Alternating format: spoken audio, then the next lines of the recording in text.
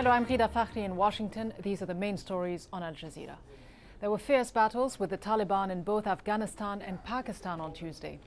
In the eastern Afghan city of Khost, Taliban fighters stormed government buildings. Up to 11 suspected Taliban fighters, plus some 9 police officers and civilians, were killed in gun battles.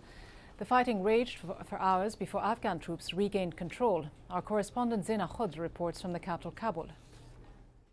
They targeted both the governor's office as well as the municipality building. And later in the day, they managed to take over the municipality building and hold hostages for a few hours. So a devastating strike against the Afghan security forces, just showing how weak the government is. And we have to point out here that in Khost, the Americans do have their 3rd largest base, and yet the Taliban infiltrated. Now, the Taliban spokesman telling Al Jazeera that this was a message that we are not weak and that there will be more attacks to come. In neighboring Pakistan, the military says it's continuing to strike Taliban strongholds in the Swat Valley. It claims to have surrounded what it believes to be a base of operations for Taliban commander Mullah Fazlullah, who says he leads some 4,000 fighters in the region. The UN, meanwhile, is saying at least 360,000 people have fled the area since last week. Speaking with Al Jazeera, the US envoy said Washington has an obligation to help those refugees, but he said the Taliban is to blame.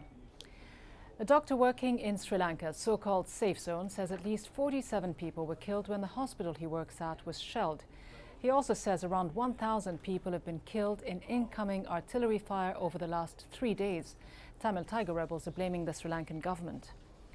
The leader of the Roman Catholic Church has urged Israelis and Palestinians to engage in talks aimed at, quote, building a world of justice and peace. Pope Benedict made the comments during his pilgrimage to the holy sites in Israel and the Palestinian-occupied territories.